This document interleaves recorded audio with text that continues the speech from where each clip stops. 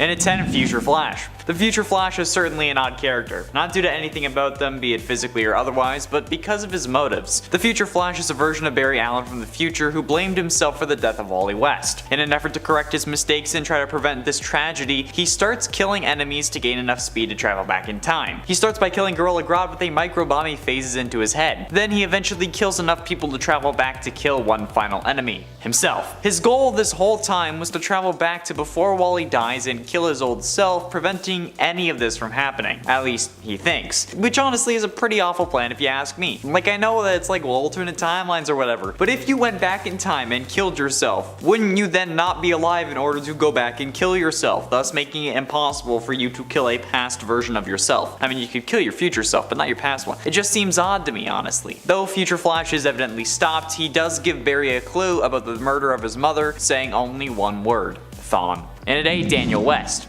First appearing in The Flash Volume 4, number 0 in 2012, Daniel West's mother died while giving birth to him, something that his father never forgave him for. Iris West, as his sister, protected and supported Daniel until he ended up pushing their father down the stairs and crippled him for life. After that incident, due to fear of being shunned by Iris, Daniel fled and became a small-time thug by age 18. When trying to make it to the big times, he was stopped by the Flash and was sent to prison for 5 years. Eventually he got out, but was kidnapped by gorillas and then saved from those gorillas by the Rogues, who then he tried to escape, but got hit with a monorail powered by a Speed Force battery. This is what gave Daniel his speed, although it was dependent on the charge of that battery. So in an effort to go back in time and kill his father to save his relationship with Iris, which is kinda backwards buddy, but you know, you do you, he started killing speedsters to gain enough speed to make the journey. In the end, he was stopped by the Flash, who convinced him to give up his speed. Daniel West is one of the rogues that Future Flash ended up killing in his mission to gain enough speed to, in essence, do the same thing that Daniel wanted to do, except Future Flash was killing himself, not his father. But Daniel officially died in New Suicide Squad Annual number 1 in 2015.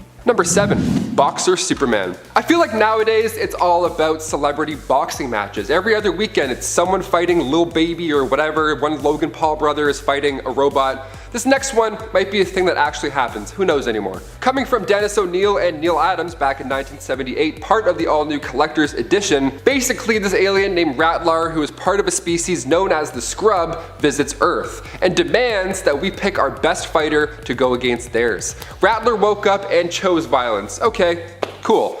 So they picked their scrapper, and it of course was the ever so fearsome behemoth Hunya. Alright, great. Now if we refuse this after-school space fight, the Scrub will destroy our planet. So Muhammad Ali argues that since Superman technically isn't from Earth, he must be the one instead who fights. Guy's literally a champ. And he's absolutely correct, he has a point. Rattlar is actually amused by this, so he thinks, you know what, instead, why don't you both just fight each other? That ought to be entertaining, right? The fight is set to take place on Bodace, which is orbiting a red star, so it's actually a fair boxing match at this point. No powers for Clark. So Muhammad Ali trains Superman to become a professional boxer in just a few months' time.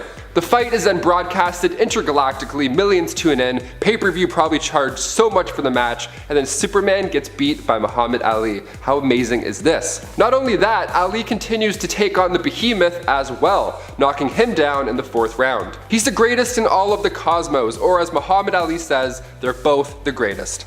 Okay, so sweet. Number 6. Super Ant-Man. Not from the Amalgam Universe, but dangerously close to it. From Action Comics issue 296, called The Invasion of Ants, we see Superman rocking a different but nice look. So at first we see him and he's on the side of a building with an ant mask, head on, and he's asking for other giant ants to follow him, even making buzz noises to furthermore convince the ants.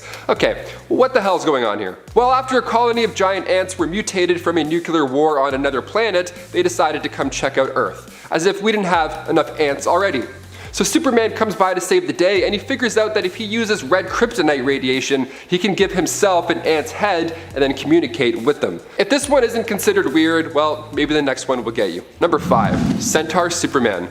Superman Wonder Woman, Whom Gods Destroy, was an issue released back in 1996, and it's a 4-part Elseworlds miniseries that shows us a world where the Germans ended up winning World War II. It's an odd future, to say the least. Bruce Wayne is now the president, and once Cersei sends out her squad to kidnap Lana Lang, Clark and Lois then have to fly to Europe to save her. Clark didn't even use his powers either, he just booked a normal human Southwest flight. Gotta ride in style, I guess, no matter what the odds are.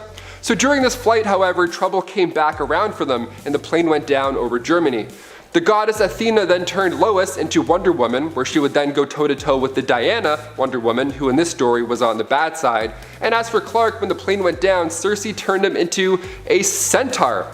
Just a handsome half-man, half-horse, noble steed. Now of course, looking the way he did, all these other ladies, centaur ladies, were racing over to meet this dashing man. After they all introduced themselves to each other and shake hoofs, all that good stuff, they would then just raid towns and party hard. This is a horrible time for Lois, like she's fighting for her life, and Clark is just prancing around like he's on season 7 of Bachelor in Paradise. He's loving this. Number 4, Super Menace. Coming from Superman issue 137 titled The Super Brat from Krypton, surprise, Kal-El has a clone. So when Jor-El shot Kal-El into space after the destruction of Krypton, that ship ended up hitting a derelict space satellite and then he was duplicated. So the one craft was found by criminals named Derek and Bonnie, and they see this as a golden opportunity to raise another super sidekick, especially one with all the abilities that Clark has.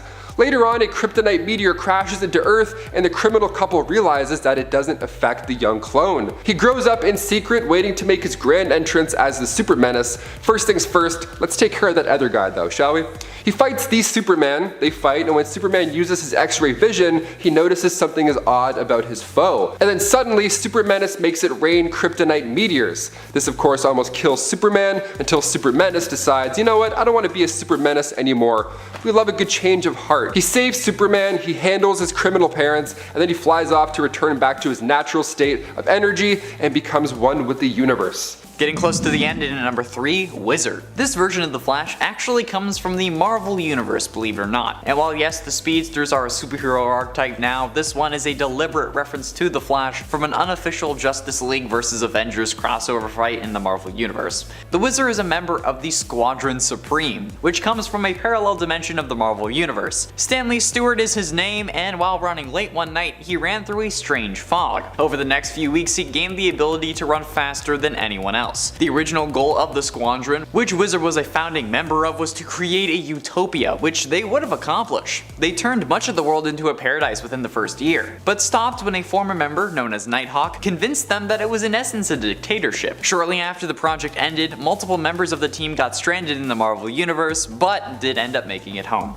Penultimately, in at number 2, No Rules to Follow. In an Elseworld story where metahumans are hated, much like mutants in the Marvel Universe, 10 individuals with superpowers banded together to try and get the world to trust them by doing good deeds. These people, who on other Earths would be known as the Flash, Shark, Fire, Dr. Light, Polaris, Power Girl, Poison Ivy, Tasmanian Devil, Changeling, and Metamorpho. But unfortunately, they didn't accomplish their goal, since their attempts to contain a nuclear meltdown made everything worse. After this disaster, metahumans went into hiding, and a few metas, Flash included, begin raiding military bases that had previously attacked them. But after a battle with the Control Squad, which was a group of high-tech operatives with the Wayne Foundation, created to fight the metahuman menace, caused an even further split, resulting in Ivy, Changeling, and Metamorpho all hating the military even more. But when Superman showed himself after some convincing, Wayne funded a new group, made of the original 10 metas minus those who wanted revenge, and replaced those 3 with Blue Beetle, Booster Gold, and Superman. This new group, which was dedicated to upholding tolerance and justice for humans and metahumans alike, became known as the Justice League. But this version of the Flash also looks like really weird. It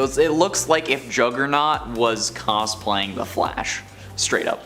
Finally, in at number 1, the terrific Whatsit. Last time I talked about the Crash, a turtle from Earth C- that has super speed, but now I bring you an even more ridiculous version, the terrific Whatsit. Merton McSnurl first appeared in Funny Stuff number 1 in 1944 and was a World War II era hero on Earth C-. He has super speed, super strength, and can fly. And the reason he's called Whatsit is because in an effort to conceal his identity, wait for it, he takes off his shell when he puts on his costume, so nobody knows that he's a turtle. That's even funnier than the whole like glasses thing for Superman. This version of the Flash even dresses like Jay Garrick with the helmet and everything. I'm not kidding. It's absolutely incredible. I love it so much. His name is McSnurtle. He's McSnurtle the turtle. Hell yeah, baby. Kicking off the list at number 10, the Devastator.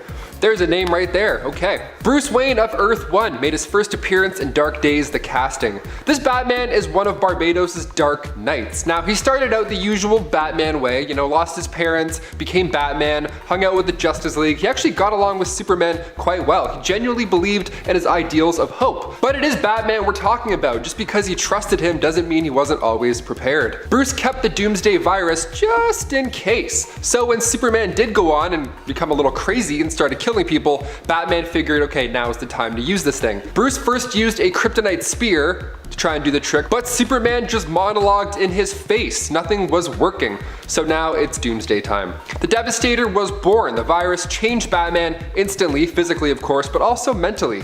Now he had no problem killing what used to be one of his best friends. Using kryptonite breath, Bruce weakened the god and then finished him with some Doomsday spikes. Nice dark note to start the list off. There we go. Number 9. Multiverse Bat Baby. In part 1 of this list, we of course had to mention the time Batman was shrunk down to the size of a baby, so naturally in part 2, we need more baby goodness. Dark Knights Death Metal Legends of the Dark Knights issue 1. Bruce has a plan. Now this version was planning on living a second lifetime. More crimes to solve, more risks to break, more bills to pay. The man is committed. Now he had already taken down the Joker, Riddler, Two-Face, and Scarecrow at this time, but he wanted more. After his passing, his mind was safely stored in the cyberspace, and it was then transferred into this new body waiting in the Batcave. This time seems way harder for Bruce. See, in the early issues, he just made little trousers and still continued to fight crime. It was fun, it was almost cute. Here, he was rolling downstairs. He couldn't even walk. He probably his pants, and then he just lays down and cries for the rest of the day. The best part is that he has the mind of Bruce still, so those tears just aren't baby tears. That's pure agony. Now he finally figured out, how to use his legs in life. He gets the jetpack to make up for those tiny legs, and he still goes on saving the day as the Guardian of Gotham. And before we continue on with this weird list, if you want to go ahead and give us a thumbs up, that would be awesome. It helps us out so much. Thank you so much for watching. Let's get back to the video. Also, thank you for 1.1 million subscribers. That's huge. That was a nice thing to wake up to. Number 8.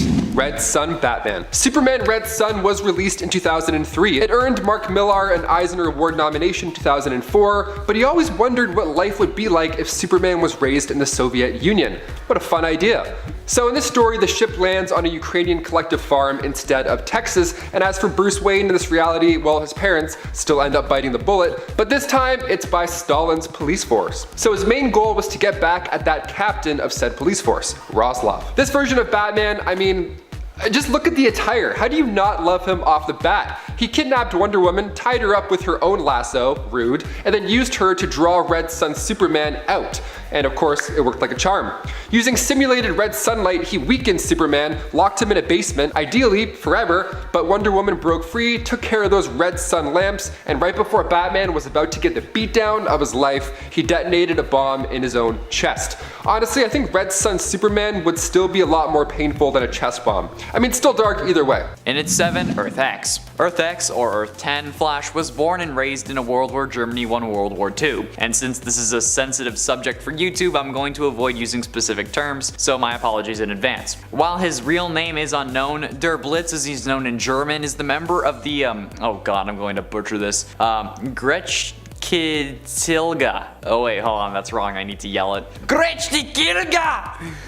God, I hate myself for that. Which is basically an evil regime version of the Justice League, also referred to as the JL Axis. The current members are Brunhilde, the Earth 10 Wonder Woman, Leatherwing, Earth 10 Batman, Hawkman, Hawkgirl, Flash, Green Lantern, and Overman, the Superman of Earth 10. This version of the Flash also appears in the Freedom Fighters The Ray animated series that takes place in the Arrowverse, but was interestingly missing from the Crisis on Earth X crossover that featured characters from this show. Instead, this Flash was just Eobard Thawne from Earth 1 wearing Harrison Wells' face, which leads some to believe that Thawne killed the Earth X version of Flash in order to prove himself to the regime. In its 6, SAVITAR. The SAVITAR from the comics is certainly another interesting character, first appearing in Flash Volume 2 number 108 in 1995. The man whose name is still unknown that became SAVITAR was a Cold War test pilot. As he reached top speed in a test flight for a supersonic fighter plane, the plane was struck by lightning and went down in hostile territory. Once he learned about his speed though, he became obsessed and craved more, like any villain does. He named himself after the Hindu god of motion and spent years studying, learning new powers that no other speedster had mastered. He can protect himself in what is in essence a speed force field, give speed to objects and even other people, and heal injuries instantaneously instead of just way faster. As SAVITAR's obsession grew, so did his followers, and he became the leader of basically his own self-worshipping cult. That's the dream. And as he desired more, he went after the only speedster around at the time, Johnny Quick. The fight ended up causing Max Mercury to show up, who led him to the speed field where SAVITAR bounced off. He did at some point return, and instead wanted to eliminate his competition, including the Flash, Impulse, and especially Max. But he ended up dying in The Flash Volume 2 number 111 in 1996. Halfway through into number 5, Capitalist Couriers. First appearing in The Flash Volume 2 number 6 in 1987, the group, originally known as the Red Trinity, was created by Russian scientist Pyotr Orlov, I totally butchered that, when he and his partner attempted to recreate Flash's super speed abilities after watching a daring rescue. The second group of test subjects was successful and were named the Red Trinity. The group included Anatoly, Bebek, and Cassiopeia, and they became agents for the Soviet military. But here is where it gets weird. When the third Flash came to enlist the help of Dr. Orlov in the issue of saving Jerry McGee's life, the Red Trinity chose to follow Orlov to America. While there, they became infatuated with American culture and chose to stay in the US, opening a business as a team of super speed messengers called Capitalist Courier Service Inc. Cassiopeia has since died because he was running up the side of a building trying to make a delivery when his speed vanished and he fell to his death. This was thanks to SAVITAR's reappearance. These Russian speedsters literally made Amazon super prime. That's hilarious and I love it. That's probably what I would do with my powers, honestly, now that I've gotten the idea from this. Thank you. In at 4, Silent Running. When your world is described as a paradise, there isn't much that you can think to screw it up. That's because you didn't consider volcanic eruptions blotting out the sun, sending that one's paradise into an ice age. When this happened, surviving members of the Holy Light religion went on a pilgrimage to find salvation for their people. The leader of the Holy Light, Stephen Mallory, left his sons behind while he went on his journey. Brian and Tristan were left alone, with Tristan taking his father's place as leader while he was gone, even though Brian was the eldest. However, upon their father's return, Tristan killed him. Then the brothers went out into the world in search of lightning, one of the foundations of their religion. They eventually got struck by lightning, which had an interesting effect. Tristan, the one who killed their father, was aged, while Brian was given super speed and the power to create what they call green life. So Tristan kinda freaked out, locking Brian in the heart of a machine that pushes back the ice to create a livable city, because Tristan believed this was necessary to save everyone, but considered himself a living god of sorts. He demanded people obey his will and use their life force to keep himself young for centuries, all the while trying to be blessed by lightning, which I'm guessing means getting struck by lightning over and over again. Number 3, Saint Batman. We'll ride the dark multiverse train out a little more, taking a look now at Jean-Paul Valley. The original story took place when Batman got his back by Bane in 1993. Azrael took over for the Bat while Bruce healed up, and then things went back to normal over time. In Tales from the Dark Multiverse, Batman Nightfall, we see a world where Jean-Paul Valley refused to give the cape back. They went at it at the Batcave, and instead of Bruce reclaiming the costume, he got a devastating hit to the spine. And to make matters even worse, Saint Batman kept Bruce alive, just, without any body parts, of course. His physical strength is unmatched. This Batman juices. He uses venom in his suit, so he operates at a superhuman level. The ultimate backbreaker this time. Number 2, Speeding Bullets Batman. This Elseworld storyline shows us a future where Kal-El landed in Gotham and was subsequently adopted by the other Martha Wayne. The Waynes did end up meeting their fate, regardless of the fact that their newly adopted son has laser vision. He didn't realize at the time that he could fire heat rays until right after they had died. I mean, that's fair, trauma does things to the body.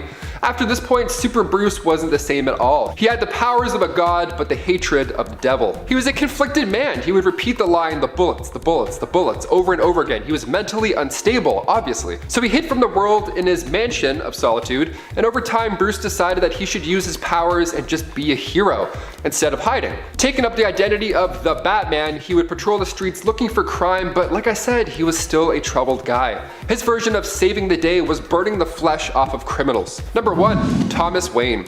Coming from the Flashpoint storyline released in 2011, writer Jeff Johns and Andy Kubert brought us Thomas Wayne, Bruce's father, when he was actually the one to become Batman. See, in this universe, Bruce Wayne was actually the one who got shot that night in the alley. The world of Flashpoint is this altered reality that Barry accidentally ends up in, where Thomas is older, more brutal, and he's like this evil, dark Batman. And Bruce's mother, Martha, becomes so traumatized by what happens to her son that in this reality she becomes the Joker. So this Batman is very okay with using guns. In fact, he actually prefers it. Number 10. Wonder Woman Dark Knight's Death Metal. Now, although this is technically in the main continuity, the Wonder Woman that appears in Dark Knight's Death Metal absolutely deserves a spot on this list today because she is one serious badass. Introduced to us in the first issue of Dark Knight's Death Metal, Wonder Woman alongside Swamp Thing is a guard of the demonic-looking prison that holds any villain that does not want to team up with the Batman Who Laughs. So it would kind of seem like she's working for him, but it's revealed later that is not the case when she just impales and rips the Batman Who Laughs in two with her new awesome-looking weapon, the Chainsaw of Truth. Wonder Woman's whole goal in this storyline is to correct the mistakes that have been made and to set everything back on track by somehow resetting the timeline. Basically, she's the Wonder Woman we all know and love, stuck in one of the darkest and scariest DC storylines to date, and that is why she is starting off our list today.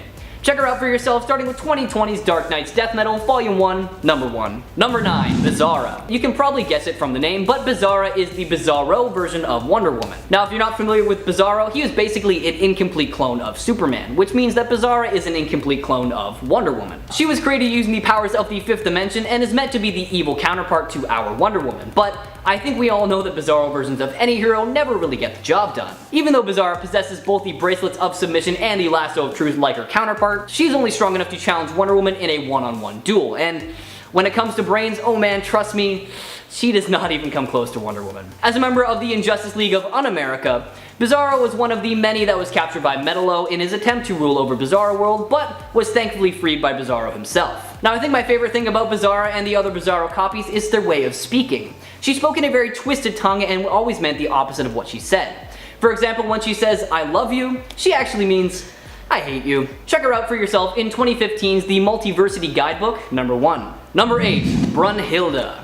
Hailing from Earth 10, a universe where many of our favorite heroes have been turned into villainous versions of themselves, comes Valkyrie Brunhilde, the Wonder Woman of this Earth that is based on Norse mythology, as opposed to, the original Greek. On Earth 10, all these superheroes we're familiar with are part of the German army and are believers of fascism, so from that you can probably assume that most of them are pure evil. Brunhilde is a member of the New Reichman alongside other dark iterations of the Justice League members, whose only real goal is to rid the world of the freedom fighters and spread their ideals across the land. The New Reichman are, however, taken down pretty much from the inside after Overman began to feel guilty about his past deeds. Honestly, put simply, Brunhilde is an evil version of Wonder Woman that can and will go to any lengths necessary to get the job done. Give her story a read for yourself, starting with her first appearance in 2015's The Multiversity Guidebook, Number 1. Number 7, Magic Batman. Superman Batman Sorcerer Kings is a 4-parter written by Cullen Bunn, beginning with Superman Batman issue 81. On the cover we see Batman's tool belt, but this time it's made of elixirs and potions. What's the deal here? So after witches and warlocks tried to sacrifice our sun, things went south and now every electronic was literally vaporized. That means no more TikTok, sorry. The future was looking quite grim. To see Batman punch warlocks and witches in the mouth, I mean at one point he says, "No more hocus pocus." In part 2, Bruce pulls out a whistle, obviously he gets mocked, and then when the Batwing arrives, it's more than useful. The Batwing being a magical dragon, of course. Number 6, Emo Batman. Back in 1999, we got to see one of the moodiest versions of Bruce Wayne. Coming from Elseworld's 80-page giant, he was one of the members of the group the Pennyworths, who was discovered and signed by Lex Luthor. This sounds funny considering the Batman we know and love, but it's still really sad. For example, Lex didn't care about the well-being of who he signed as long as they're making that moolah. And on top of that, Bruce was struggling with substance abuse problems and his last album bombed. It didn't even go gold. How sad is that? So soon after, Lex sold his record label to Darkside Incorporated. Imagine watching Battle of the Bands and emo Bruce Wayne starts setting up shop. What a dream show. Number 5, Prohibition Batman. This alternate version of Batman first appeared in Batman Scar of the Bat, but this time it was Elliot Ness. Elliot was a federal agent, and instead of going toe-to-toe with the Joker, Elliot is now trying to bring down Al Capone. Now, of course, this takes place during the Prohibition era in Chicago, and Elliot was part of a team referred to as the Untouchables. I love this alternate version because it's real history that's being played with. Elliot Ness was a real guy who led the Untouchables in 1903. The story is a fun one-off, but Elliot does reappear later on in Teen Titans Volume 3, Issue 31. It's a brief appearance, but he's still out there. I wonder if real-life Elliot Ness ever read DC Comics back in those early days. Him and his Tommy gun reading Batman in a speakeasy? I can see it. Number 4. Batman the Silenced. The original Hush storyline by Jeff Loeb and Jim Lee introduces Bruce's childhood friend, Thomas Elliot. Out of jealousy, he tries to take down Batman using the alias Hush, but in Tales from the Dark Multiverse Batman Hush, we see a different life play out this time. When Thomas and Martha Wayne were shot that fateful night, Bruce was of course devastated, but Alfred didn't end up taking him in like normal continuity. Instead, he was taken in by those Elliots. Bruce didn't work through his trauma by fighting crime and saving lives. Instead, he grew more and more unstable from his childhood, so much so that the Elliots transferred him to a mental asylum, while Thomas Elliot grew up to take control over Wayne Industries. Horrible, what a horrible alternate reality. So once Tommy became a senator, he was able to transfer Bruce to Arkham Asylum, where Jonathan Crane would perform these operations. While in there, Alfred sent in Jack Napier as a mole to help Bruce, and Alfred also told Bruce about his parents and what really happened. So Jack was in there to help Bruce get in touch with people who can help him get payback. So he received training in every field from lunatics in Arkham Asylum. He came out talented but tainted after faking his own death. Once free, he went by the name of Batman the Silenced. Number 4. Wonder Woman God of War. Following 2011's Flashpoint event, DC rebooted the entirety of its continuity into the New 52.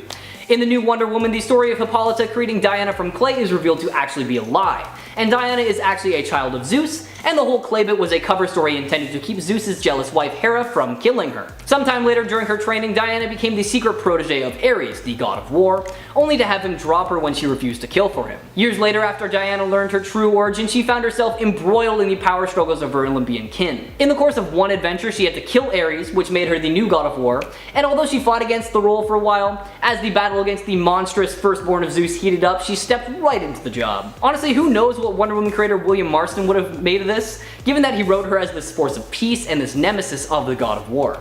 He might be happier with the events in DC Rebirth, which implies that the whole, Diana's New 52 adventures didn't actually happen. Number 3, Superwoman. I feel like we all knew this alternate Wonder Woman was going to end up on this list today. Hailing from Earth 3, the Earth that is said to be the birthplace of evil, Superwoman is a renegade Amazon who has also taken on the identity of Lois Lane, depending on the version that we're talking about here. Depending on her origin, she is either from Paradise Island or its antimatter equivalent known as Damnation Island. While there are many versions of her out there, one thing that they all have in common is her sadistic personality and the love triangle she has with her colleagues. Equipped with a lasso of submission, a barbed and much scarier looking version of the lasso of truth that forces the captor to not only comply with the user, but also fall in love with them, which she has used a few times to her advantage, if you know what I mean. As a member of the crime syndicate, she helped imprison most of the members of the various Justice Leagues in the Firestorm Matrix and began a reign of terror over the world, eliminating any resistance in their way. Give her story a read for yourself, starting with 1964's Justice League of America number 29, or skip ahead to 2013's Justice League Volume 2, number 23. Number 2, Injustice Wonder Woman. Easily one of the most dark and evil versions of Wonder Woman out there. Not only did she see Superman's descent into evil before it ever happened, but she also actively encouraged it, practically manipulating the Man of Steel when he was at his worst for her own personal gain. Not only that, but by the events of the original Injustice video game, she had been ruling Paradise Island with an iron fist and showed absolutely no remorse. She served as Superman's right hand and took the place of Lois Lane as his new love interest. However, he clearly showed no love towards her because he was still mourning the loss of his dead wife, who he killed himself. When she is confronted by her mainstream counterpart, the mainstream Wonder Woman reprimands her for blindly following a man who does not feel as much devotion to her as she does to him. And once Wonder Woman is defeated, she is taken by her fellow Amazons to be imprisoned for her role in the regime and is later seen on Kahndaq during the events of Injustice 2 as she has been exiled. Take a look at her story for yourself, starting with 2013's Injustice Gods Among Us number 1, or honestly just feel free to replay the games. And finally, number 1, Flashpoint Wonder Woman. When the Flash accidentally created Flashpoint as a result of attempting to save his mother, the ripple effects changed the timeline to the worst it's ever been. Batman is Thomas Wayne, Superman is in a government facility, and Wonder Woman is the monarch of the Amazons and currently at war with Atlantis, all because she killed Aquaman's wife, who knew Wonder Woman was having an affair with her husband. With all of the normal powers and accessories that make Wonder Woman a formidable foe, this iteration of Wonder Woman seems to lack the empathy that prevents Diana from absolutely losing it and killing everyone. As the war went on, Aquaman and Wonder Woman forged an alliance to take down a mutual enemy, Batman. As both monarchs send their troops to Batman's lair, the world is erased, killing every single inhabitant. Absolutely cruel and bloodthirsty, this Wonder Woman has something that she shares with her Injustice counterpart: her lack of love, and above all, her sickening lack of humanity. Now, I love the Flashpoint timeline with all of my heart, so why not check it and her out for yourself, starting with 2011's Flashpoint Volume 2, Number 1. Number 10. The New Red and Blue. Superman 162 was an imaginary tale where Superman splits himself into two parts to be more productive: Superman Red and Superman Blue. They were great. They both did a bang-up job fixing up cities, saving the day. The love triangle that was happening in Superman comics was also fixed. Superman Blue married Lana, Superman Red married Lois. They did a joint wedding. It was all smiles. And then way later in 1998, we got to see another version of this story play out, only it wasn't as fun and carefree. Here, Superman lost some of his solar powers and instead developed energy-based ones. In order to contain said energy, Supes needed a new blue and white suit. Those new powers allowed for Superman to sense radioactivity, electricity, magnetic forces, and then he would absorb a lot of this power at the same time. When Cyborg Superman teamed up with Toyman, he split the new Supes into two, and his personality was also separated. Blue Superman wanted to think things through, come up with a plan, whereas Red Superman, well, he was literally red hot. He wanted to take action. Both of these guys ended up loving Lois Lane, so there's no split wedding this time around. In fact, Lois got so sick of both of them, she kicked them out. Imagine saying no to two Supermen. You're like, no and no.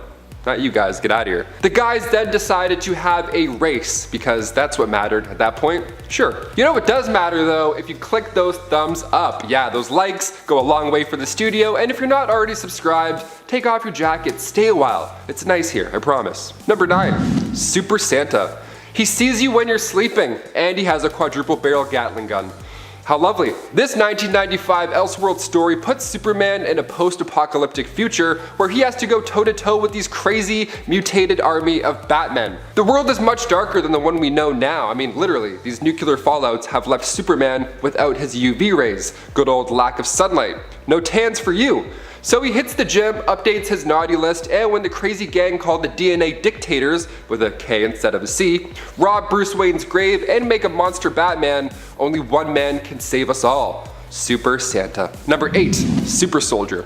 Coming from the Amalgam universe, first appearing in Marvel vs. DC issue 3, fans in the 90s got to see these two comic book powerhouses join forces, making these lovely mashups of characters from each universe, origin stories interconnected. It's a great time. In this story, Clark had no pre-existing powers until the Super Soldier Serum came along.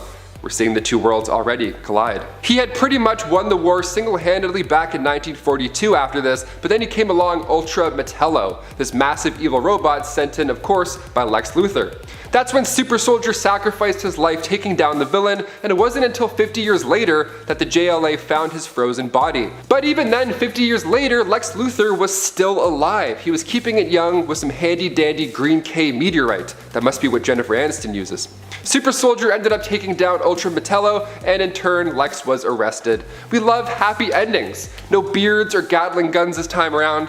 We're on the right track. Number 7. Deceased Wonder Woman. Taking place in the Deceased DC universe, Deceased is a miniseries that follows the aftermath of Cyborg's body being used to carry a version of the anti-life equation that ended up turning the general population into zombies. In this miniseries, we see Wonder Woman become a member of the Unliving, which is basically DC's equivalent of zombies, whose whole purpose is to spread anti-life by either infecting or killing living things. They show very little signs of intelligence, and they still retain the ability to utilize their skill sets, powers, and technologies respectively to a surprisingly effective manner. The infected have also shown numerous times of coming up with very elaborate strategies and tactical decisions to bypass pockets of resistance and cause as much death and destruction as possible. Our infected Wonder Woman actually showed that she was able to form coherent and full sentences when she was interrogated by Cyborg, implying that she still has some humanity left in her. However, after being set free, she immediately decapitated Cyborg to preserve any secrets she told him. Honestly, all I have to say is Wonder Woman's strength and skills combined with the mind and body of a zombie makes for a scary hero. So check her out for yourself, starting with 2019's Deceased, number 1. Number 6, Whom God Destroys Wonder Woman. This version of Wonder Woman only showed up in a 4-issue series called Superman and Wonder Woman Who Gods Destroy. This storyline takes place in an alternate world where Europe is still under the control of the Germans, and Lois Lane actually steps up to the plate as the new Wonder Woman in order to protect those around her from the tyrannical ruling of the original Wonder Woman and Superman. Not a whole lot is known about this evil Wonder Woman other than the fact that she betrayed her home in order to obtain more power. And just like the other evil versions of her, her lack of humanity is incredibly evident as she looks down on Lois Lane's Wonder Woman for just being immortal. The story ends with Lois defeating the evil Wonder Woman, and it is revealed that the gods Zeus and Hera were actually playing a game of chess using the world as their chess pieces. And that's why everything is so messed up. Oddly enough though, the story doesn't quite end there because once everyone is defeated, everything seems to be pretty much back to normal. Superman, Lois, and Wonder Woman all decide to live together on Superman's fortress on the moon. Check out this miniseries for yourself, starting with 1997's Superman and Wonder Woman Whom Gods Destroy, number 1. Number 5, Frank Miller's Wonder Woman. Hopefully we all know who Frank Miller is, you know, the writer of The Dark Knight Returns and Daredevil Born Again. Well, Miller also took a crack at the character that is Wonder Woman in his Batman series The Dark Knight Strikes Back. In this series, heroes like Superman, Wonder Woman, and Captain Marvel have been forced to work for the government since their loved ones are being held hostage and are under threat. Superman is even ordered by the president, who turns out to be a computer-generated front for Lex Luthor and Brainiac, to stop Batman. It eventually gets to the point in the story where Superman, Wonder Woman, and their daughter Lara joins forces with Batman once again because they deem his plan to be the only way to get out of this whole mess. Now I'll be honest, this Wonder Woman isn't on this list today because of how dark the story is. It's mostly because this is considered to be one of the worst incarnations of Wonder Woman to date. Now she's definitely the warrior you expect from Wonder Woman, but her cold and quite frankly sexist portrayal in the comics was nothing short of distasteful. It also doesn't help that her humanity was put in question throughout the entirety of the graphic novel. If you feel like you can stomach it, check out this Wonder Woman and this whole series starting with 2002's The Dark Knight Strikes Again, number 1. Number 3, Karkan the Mighty. Coming from Superboy issue 183, Karkan was raised by gorillas, Karkan being Kal-El. His ship ended up landing in the jungles of Africa, and you realize that he's different from the others after he learns how to fly. It's basically Tarzan if he was Superman, hence why his name is a combination of both. This version is quite super, literally. I mean, when he's not swinging through vines and hucking his own poop at people, he's saving hundreds of animals from floods. How lovely. Even if it means carrying them by their ears, whatever it takes. He does try his luck in the big city though afterwards, but obviously being raised by gorillas, he had a tough time fitting in. Honestly, good. Fitting in is overrated anyways. If you want to do backflips in the jungle, just go for it. Number 2. Bizarro Superman. First appearing in Superboy issue 68, Bizarro Superman is, as his name suggests, bizarre. He's a man of steel but with the opposite intentions, and his powers are also opposites. Instead of breathing icy cold dad breath, he can now breathe fire, like a dragon. Now he has laser ice eyes too, it's pretty fun. The interactions with Superboy are fun. Bizarro Superman throws Clark across the deck of a pool, and he has to like fly his way casually and steer into the pool to blend in. It's honestly trouble. It's kind of like the Iron Giant, but like crazier?